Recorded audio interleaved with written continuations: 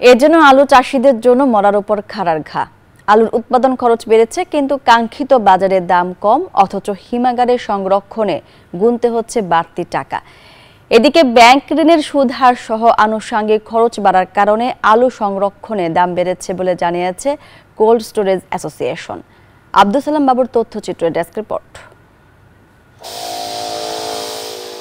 বগুড়ায় আলুর ভালো ফলন হয়েছে, এটি খুশির খবর হলেও ন্যায্য দাম পাওয়া নিয়ে দুশ্চিন্তায় কৃষক। উৎপাদন খরচ বাড়ার পাশাপাশি যোগ হয়েছে আলু সংরক্ষণের বাড়তি খরচ। গেল মৌসুমে 60 থেকে 62 কেজির বস্তা সংরক্ষণের যেখানে ভাড়া দিতে হয়েছে 350 থেকে 400 টাকা, সেখানে সংরক্ষণ খরচ বাড়িয়ে দেয়ায় বস্তা প্রতি 100 থেকে 150 টাকা বেশি দিতে হচ্ছে। আলুর দাম না বাড়লে লোকসানের মুখে পড়ার শঙ্কায় চাষিরা। 8 টাকা 10 টাকা কেজি আলু এমনি, 5-6 টাকা কেজি নেয় তাহলে আমাদের কঠিন অবস্থা। আলুর তো দাম নাই, তোলে ভরা বাড়লো, তাহলে তো আমাকে পড়তে হবে আলু। গতবার ছিল 350 টাকা, আর এবার হচ্ছে 500 টাকার মতন পড়বে। এতে করে কৃষক অনেক ক্ষতিগ্রস্ত হবে। কোল্ড স্টোরেজ অ্যাসোসিয়েশন বলছে, ব্যাংক ঋণের সুদ হার বৃদ্ধি সহ অন্যান্য খরচ বেড়ে যাওয়ায় সংরক্ষণ খরচ বেড়েছে।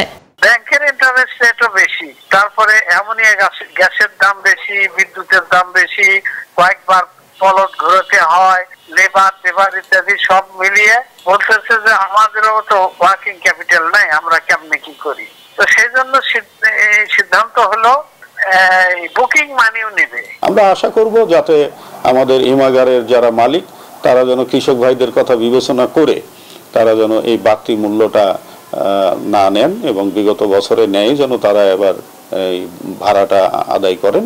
বগুড়ায় 44টি হিমাগারের ধারণ ক্ষমতা 4 লাখ টনেরও বেশি। ফেব্রুয়ারির শেষ থেকে জুলাই পর্যন্ত হিমাগারে আলু সংরক্ষণ হয়। Desk report, news 24।